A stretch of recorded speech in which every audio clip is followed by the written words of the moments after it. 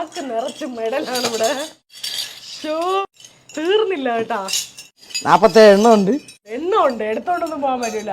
YouTuber ഞാൻ അവരൊക്കെ ഞങ്ങളെ സുഹൃത്തുക്കള് കാര്യങ്ങളൊക്കെ എന്താണെന്നൊക്കെ ചോദിക്കും. നല്ല അയൽവക്കങ്ങള്. ഞാൻ വല്ലയിടം പോകുമ്പോതാ ഇങ്ങനെ അവരെയൊക്കെയാണ് ഏൽപ്പിച്ചിട്ട് പോണേ. മുക്കമ്പാലോട്ടിലുള്ള ഹോട്ടലുകള്, ചായക്കടകള്, ബേക്കറി എല്ലായിടവും ഏൽപ്പിച്ചിട്ട് പോകും.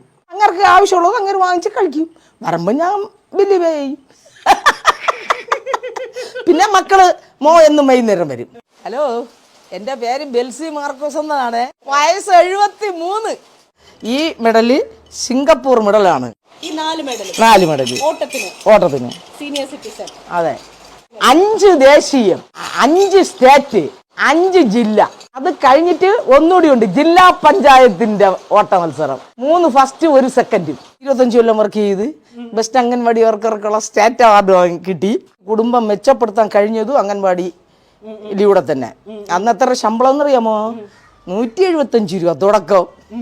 2015 5000 രൂപ ഇറങ്ങി. 10ാം ക്ലാസ്സിലാകുന്നത് വരെ സ്പോർട്സിലുണ്ടായിരുന്നു. കോളേജിൽ പോകാൻ ആഗ്രഹം ഉണ്ടായിട്ടും പോകാൻ കഴിഞ്ഞില്ല, സാമ്പത്തിക ബുദ്ധിമുട്ടുകൊണ്ട്. എൻ്റെ 15ാമത്തെ വയസ്സിൽ ഞാൻ 10ാം ക്ലാസ്സിൽ പഠിച്ചുകൊണ്ടിരുന്നത് എൻ്റെ പപ്പ മരിച്ചു. അമ്മയെ സഹായിക്കാൻ ഞാൻ പോകും അമ്മയുടെ കൂടെ ചാലയിൽ. എനിക്ക് അത് തന്നെയാണ് എനിക്ക് ഇഷ്ടം, ഓട്ടവും നടത്തയും. എനിക്ക് അതാണ് ഒരു ഇൻട്രസ്റ്റ്. ഓടി എങ്ങനെയെങ്കിലും ആദ്യം എത്തും. പിന്നെ അല്ല, ട്രാക്കിൽ കാല് വെച്ച് പോയാൽ പിറകോട്ടോ തിരിഞ്ഞോ നോക്കണ പരിപാടിയില്ല. ഓട്ടത്തിന് മാത്രമേ തോൽപ്പിക്കുള്ളൂ, അല്ലാതെ ഒന്നിലും ഞാൻ ആരും തോൽപ്പിക്കൂല. അവരെ മുന്നിൽ കയറാനോ പിന്നെ വളഞ്ഞ വഴി സ്വീകരിക്കുകയോ ചെയ്യൂല. നേര് വഴിയാണ്, അതാണ് എനിക്കിഷ്ടം. ഇതിനെന്ത് പ്രതിസന്ധി വന്നാലും നേര് വഴി. 67ാമത്തെ വയസ്സിൽ നമ്മൾ വീണ്ടും നമുക്കിങ്ങനെ ഓട്ടമൊക്കെ സാധ്യമാണ് ആരംഭിക്കാൻ അതിനൊരു കാരണം ഉണ്ടായത്. വയോജനങ്ങൾക്ക് വേണ്ടിയുള്ള ഒരു സംഘടനയുണ്ട്, സീനിയർ സിറ്റിസൺസ് ജഗതി. അവരുടെ വാർഷികം വിജയം ചേച്ചി ഇതുപോലെ മെഡലുകൾ മെഡൽ വാങ്ങിച്ച് അവർക്ക് മൊമെൻ്റോ കൊടുത്ത് സ്വീകരിക്കുന്നു. അന്നേരം ഞാൻ ആലോചിച്ച്, ഈ 75 വയസ്സൊക്കെ ആയ ഇവർ എന്ത് ചെയ്ത് വാങ്ങിച്ചേ? അപ്പോൾ അവർ മൈക്കിൽ കൂടി പറയുന്നു, അവർ സിംഗപ്പൂര് പോയി കുറേ മെഡലൊക്കെ വാങ്ങി അതിൻ്റെ ഇതായിട്ടാണ് അവർക്കിത് കൊടുക്കണമെന്ന് പറഞ്ഞു. ഞാൻ ആദ്യം എൻ്റെ ശരീരം ഒന്ന് നോക്കി. അവർക്ക് ഓടാൻ പറ്റുമെങ്കിൽ പിന്നെ എനിക്കെന്തായിക്കൂടാ എന്നുള്ള ഒരു ബോധ്യം അപ്പോഴും ഉണ്ടായി. ആ സമയം അവിടെ ഇരുന്ന് ഞാൻ ആ ചേച്ചി വന്ന് ഇരുന്നപ്പോൾ ഞാൻ അവരോട് ചോദിച്ചു, ഇതെങ്ങനെയാണ് ചേച്ചി എന്ന്. അപ്പോൾ താങ്കൾ വരുന്നുണ്ടോയെന്ന് ചോദിച്ചു. അപ്പം ഞാൻ വരുന്നുണ്ട്. എൻ്റെ പെർഫോമൻസ് അവർക്ക് അറിഞ്ഞുകൂടാത്തതുകൊണ്ട് അവർ നടത്തം മാത്രം എഴുതിയിട്ടു. നടത്തം മാത്രം. നടന്നപ്പം എനിക്ക് ഫസ്റ്റ് കിട്ടി. ബാക്കിയുള്ളവരൊക്കെ ചേർന്ന് എന്ത് സംഘാടകരുടെ അടുത്ത് പറഞ്ഞു, 5 എണ്ണത്തിന് ചേർന്ന് 5നും ഫസ്റ്റ് കിട്ടി. ഇത്ര എനർജി എവിടെയാണ് ഒളിപ്പിച്ചു വെച്ചിരിക്കുന്നത്? അത് തന്നെ ഞാനും ആലോചിക്കുന്നു. എത്ര വയസ്സുണ്ട് ഇപ്പൊ 73. സാധാരണ 73 വയസ്സൊക്കെ ഉള്ള ആൾക്കാരെ അനങ്ങാൻ വയ്യാതെ എണീക്കാൻ വയ്യാതെയൊക്കെ ഇരിക്കുമ്പോൾ നമ്മളിങ്ങനെ എനർജറ്റിക് ആയിട്ട് അവർക്കും കൂടെ ആരോഗ്യം കൊടുക്കണ തരത്തിലല്ലേ? അല്ല, ഞാൻ എല്ലാവർക്കും ക്ലാസ് കൊടുക്കും. വയോജനങ്ങളുടെ അടുത്ത് പറയും, നിങ്ങളിങ്ങനെ ചടഞ്ഞുകൂടി ഒരിടത്ത് ഇരിക്കരുത്. വീട്ടിൻ്റെ അകത്തായാലും പുറത്തായാലും ഇറങ്ങി നടക്കണം, കാഴ്ചകൾ കാണണം, ടൂറ് പോകണം, തേക്കടി ഊട്ടി എല്ലായിടവും മ്യൂസിയം വരെ കാണാൻ പോവാം. പ്രഷർ കുറയും, ഷുഗർ കുറയും. എനിക്ക് 400 വരെ ഉണ്ടായിരുന്നതാണ്. അതൊക്കെ കുറഞ്ഞ പകുതിയാ. എനിക്കിപ്പോ ഇല്ല. ഇന്നലെ ഞാൻ ടെസ്റ്റ് ചെയ്ത് ഇപ്പം കഴിച്ചുകൊണ്ടിരിക്കുന്ന മരുന്ന് ഇപ്പം 1 നേരം കഴിച്ചാൽ മതി എന്ന് പറഞ്ഞ്. ഞാൻ സ്ഥിരം നടക്കാൻ ഉടനെങ്കിൽ മരുന്നേ കഴിക്കണ്ട. എനിക്ക് ഇപ്പം കുറേ ദിവസം കൊണ്ട് ഞാൻ പോകുന്നില്ല. മഴയൊക്കെ വന്നാൽ പിന്നെ പോകൂല. ടച്ച് തന്നെ, എന്നാലേ ഫോട്ടോ എടുക്കാൻ പറ്റുള്ളൂ. കൊച്ചുമക്കൾ പറഞ്ഞു തരും, മോൻ്റെ മക്കള് മോളെ മക്കളൊക്കെ പറഞ്ഞു തരും. അതിൽ കൂടി ഞാനും ട്രൈ ചെയ്യും. വിചാരിച്ചാൽ സാധിക്കാത്ത ഒന്നുമില്ല, കഠിന പ്രയത്നം. അമ്മ പഠിപ്പിക്കുന്ന അംഗൻവാടി പഠിക്കേണ്ടായിരുന്നു, ഞാനൊക്കെ രക്ഷപ്പെട്ടു പോയേനെ. അല്ല, എനിക്കിപ്പോൾ ഒരുപാട് അനുഭവം. നഴ്സറിയിൽ പഠിപ്പിച്ചു.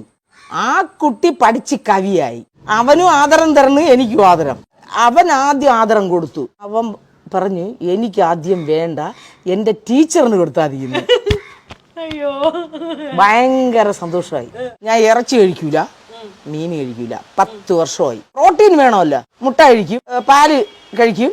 അതിന് ബദൽ അംഗൻവാടിയിലായതുകൊണ്ട് ആ അറിവുണ്ട്. മുന്തിരിപ്പഴം, അണ്ടിപ്പരിപ്പ്, പയറ് വർഗ്ഗങ്ങൾ കഴിക്കും. ബദലായി ഇപ്പൊ എൻ്റെ മനസ്സിലുണ്ട് ഒരു സ്വന്തമായ ഒരു വയോജന കേന്ദ്രം തുടങ്ങിയാന്ന് തോന്നുന്നു. അതിന് കാശ് വേണ്ടേ? അതിന് ഞാൻ ചിട്ടി കിട്ടുന്നു. എല്ലാത്തിനും കാശുണ്ട്. ഇപ്പൊ എനിക്കിപ്പോ സിംഗപ്പൂരിൽ പോകണോ മക്കളെ, എനിക്കൊരു 1 ലക്ഷം രൂപ എനിക്ക് സിംഗപ്പൂരിൽ പോകണം ഓടാൻ. അവരുടെ പെട്ടെന്ന് 1 ലക്ഷം രൂപയൊന്നും കണ്ടെന്ന് വരില്ല. ലോണില്ലാത്ത വീട് ഇന്നില്ല. അന്ന് ലോൺ എടുത്ത് വീട് വെക്കില്ല. ഇന്ന് 25-50 കോടിയൊക്കെ എടുത്താണ് വീട് വെക്കുന്നത്. ശമ്പളം ഏതാണ് ഇല്ല. ഒരു കുറഞ്ഞത് ഒരു 3 സെന്റെങ്കിലും വാങ്ങിച്ച് ഒരു അത്രയിലും ഒരു ഇത് തുടങ്ങാം. തുടക്കം ഒരു 10 പേർക്കെങ്കിലും വൈകുന്നത് വരെ ഭക്ഷണവും സന്തോഷവും കൊടുക്കണം. ഒരു TV, പത്രം വരുത്താം, വിഷമിച്ചും ദുഃഖിച്ചും ഒക്കെ ഇരിക്കുന്ന അമ്മമാരെ ഒന്ന് ചിരിപ്പിക്കാം. നമ്മുടെ ആഗ്രഹങ്ങളെല്ലാം നടത്തുന്ന ഇത്ര എനർജി ആയിട്ട് സന്തോഷമായിട്ടിരിക്കുന്നു. അപ്പൊ നമ്മുടെ ഭർത്താവിന്റെ ഒരു സപ്പോർട്ട് എങ്ങനെയായിരുന്നു പണ്ടും ഇപ്പോഴും എങ്ങനെയാണ്? നമ്മളടുത്തൊക്കെ ആ ചോദ്യമാണ് ചോദിക്കുന്ന ആൾക്കാർ. ചേച്ചിയുടെ ഭർത്താവ് ഭയങ്കര സപ്പോർട്ടാണല്ലേ എന്ന്. അപ്പൊ ഞാൻ ചോദിക്കണം, അമ്മയുടെ ഭർത്താവ് ഭയങ്കര സപ്പോർട്ടാണല്ലേ? ആ എതിരല്ല, അത്ര പറയാം. ഒഴുക്കിനെതിരെ നീന്തി. എനിക്ക് ഇന്ന് വരെയും ഒഴുക്കാണ് വന്നിട്ടുള്ളത് എൻ്റെ മുന്നിൽ. ആ ഒഴുക്കിന് എതിരെ തന്നെ ഞാൻ നീന്തിയിട്ടുള്ളത്. ഇങ്ങേരെ വീട്ടിൽ കിടന്നപ്പോഴത്തേക്കും ഒരുപാട് കഷ്ടപ്പെട്ട്. എൻ്റെ പപ്പയുടെ സഹോദരിയുടെ മോനാണ്. എളുപ്പം കാലം 5 മണിക്ക് ഒരു കുട്ടയിൽ 2 ചട്ടിയും കലവും വെച്ചും കണ്ട് ഇവിടെ വന്ന് അതിനിടയ്ക്ക് എൻ്റെ 5 എൻ്റെ ഉരുപ്പടി ഞാൻ അമ്മയുടെ കൂടെ പോയി കച്ചവടം ചെയ്ത് 5 എൻ്റെ ഉരുപ്പടി അമ്മയ്ക്ക് തരാൻ ഒന്നുമില്ല. 5 പെമ്മക്കൾ അമ്മയ്ക്ക് വളർത്തുന്നതുകൊണ്ട് ഞാൻ അമ്മയടുത്ത് ഇന്ന് വരെ, അമ്മ മരിച്ച് അമ്മയടുത്ത് ഞാൻ ചോദിച്ചിട്ടില്ല, ഞാൻ കണക്കും പറഞ്ഞിട്ടില്ല.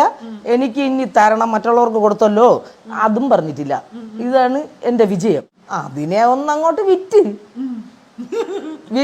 ഇവിടെ 10 സെന്റ് 3000 രൂപയ്ക്ക് വാങ്ങിച്ചു. നമ്മുടെ മനസ്സിലുള്ള ഒരു സ്വപ്നം, ഒരു ആഗ്രഹം എന്താണ്? ഈ പകൽ വീടാണെന്ന് പറഞ്ഞു, അത് കഴിഞ്ഞിട്ട് നമുക്കായിട്ടൊരു ആഗ്രഹം? എനിക്ക് പ്രത്യേകിച്ച് ആഗ്രഹം ഇല്ല.